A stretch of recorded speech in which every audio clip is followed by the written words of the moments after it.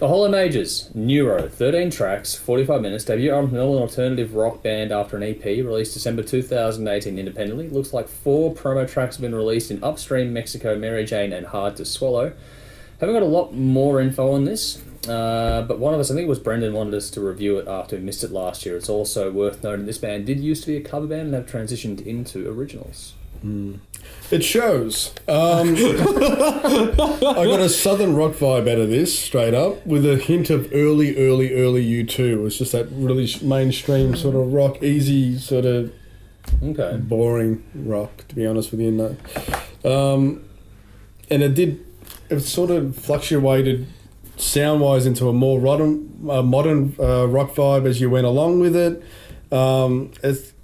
Again, some of these releases in recent times have been very disjointed in where they're going direction-wise, and just reminded me a bit of that Kane Roberts one that we spoke about recently, and it wasn't cohesive for me. It wasn't, and nothing really stood out other than some flashy and fantastic guitar work at times, some really good playing. The production was solid, wasn't overly good, wasn't bad. Track listing did flow okay. It definitely wasn't my thing, I've got to be honest with you. I didn't get anything out of it.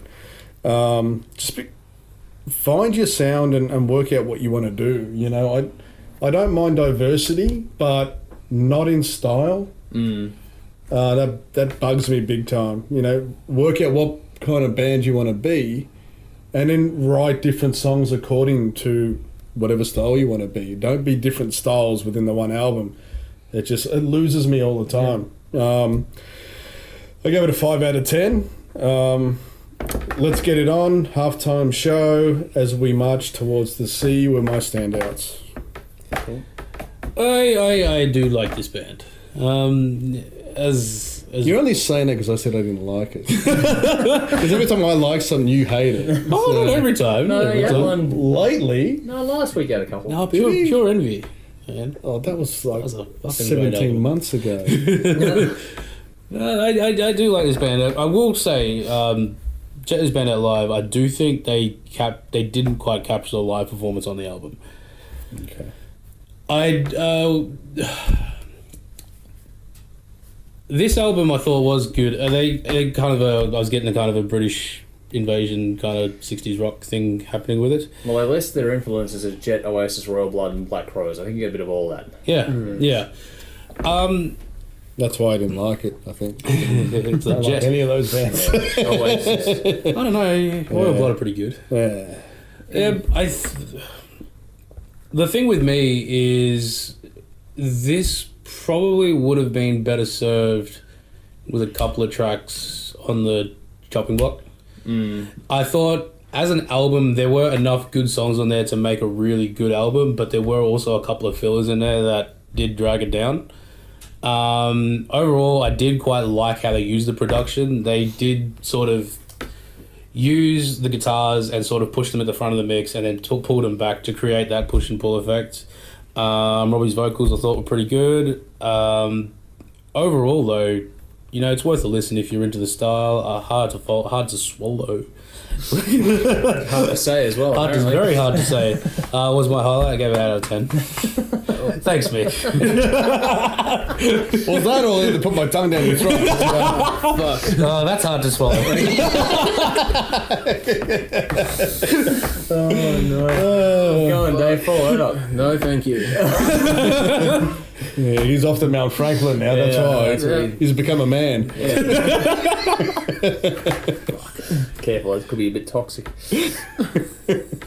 I wasn't sure what to make of this when it started. You have the whole opening track with the trippy washed out thing that was happening, and then it eventually got into the kind of cool rock and roll thing. It's catchy, there's some nice guitar solos and some interesting drumming. It's not straight out balls to the wall rock and roll, but there's a bit of swing. Melodic rock with a bit of a surf feel, I got.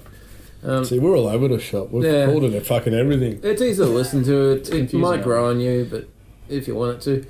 Once I figured out what was going on, it was listenable. I gave it 7 out of 10. Let's Go On, Upstream, Fever for Gold, Daydream, and Halftime Show. It's all right.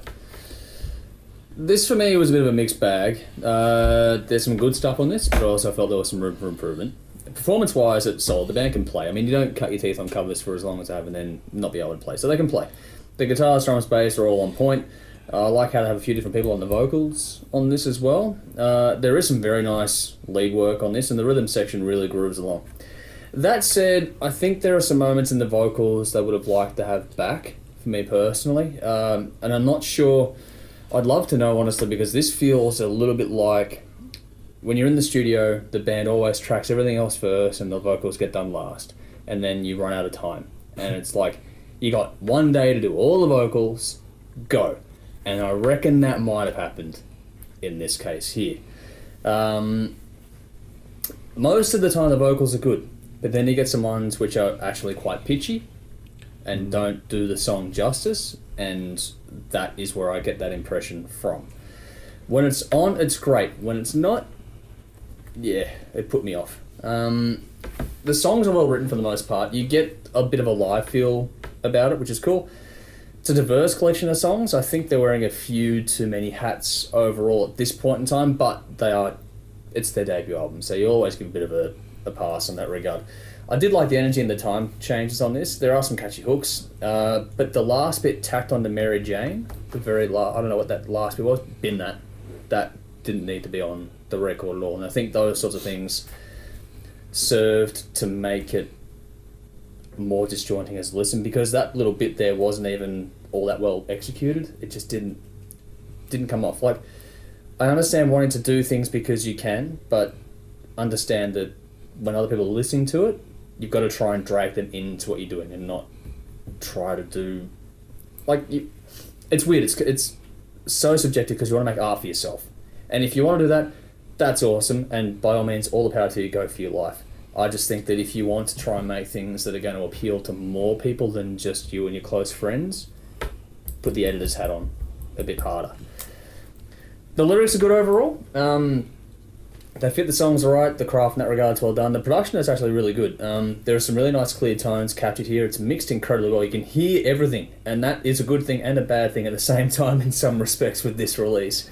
I love the panning and the way the vocals have been layered in. It's got some really nice use of reverb to give this one some depth and some nice tone switches, which was cool. I thought the album flowed relatively well, but like I said, I feel like they're wearing too many hats and they haven't locked down on their sound, their style. And I get the impression, like you said, go see this band live. I get that impression that live would be a much better representation of this band than on the record. Killer live band. Yeah. And my criticism is trying to be constructive, not trying to be anything more than constructive here. Oh, yeah. No, they're not big enough. I like to bury the bigger bands, like, Dream Theater and stuff. I just don't think they found their strengths, and as such, they're not able to play to their strengths yet, and that's what makes it tricky for them. There's nothing genuinely terrible about it. It's just that it could have... You can hear the potential, and you go, fuck, if you'd have just played that up. You know what they needed? They needed a real dick of a producer. They needed an actual producer. No, but they needed one who was a dick. Yeah. One who was going to piss everyone off. It suffered from them being a cover band, doing different songs and different things. They really didn't have it all together. So that's where a producer would have come in and said, exactly. Cut this, because that's not serving you at all. That's where it suffers most. This album is coming from that area where you got to learn a bit of everything and kind of nail it. Yeah. They needed an outside opinion to come in and go, yeah. So the guy that mixed it did a really good job, but I don't know who was wearing the producer's hat, so to speak, because that's a different skill set. There's a lot of people that call themselves a producer, but they're not. Yeah. They don't want to tell you anything because they don't want to get offensive or anything like that. Because, I mean, like... And they're happy just to take your money. So they're not actually producing it. Because, I mean, they're like... just an engineer. The best producers are the ones that will focus on getting that one note right. Because getting that one note right...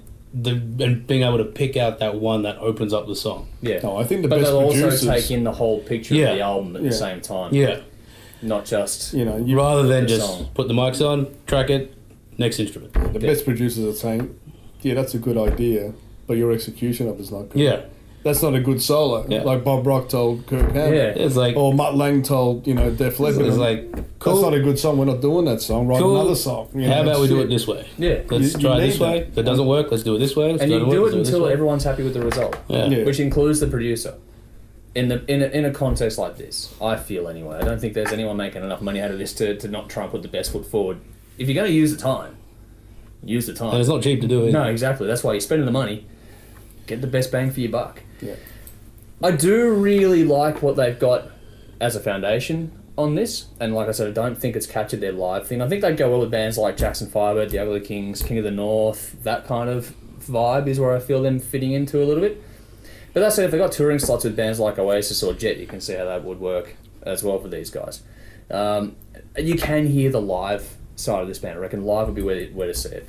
And despite my criticism, I do actually look forward to seeing what they do next, because I think that out of this, there's a lot of room for them to grow into who they are, and I think they're a young enough band to have a really good future if they just sort of refine things and go, okay, that's where we want to go, and not narrow things down a little bit.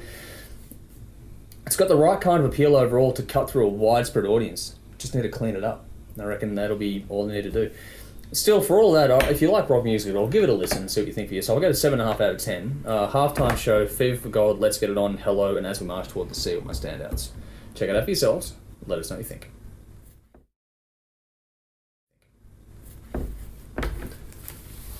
What's constructive? Altitudes and attitudes. That's next.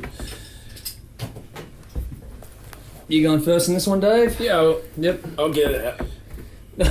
Oh, really? Is it hard to swallow? Could be. If it was hard to get out, then maybe it will be.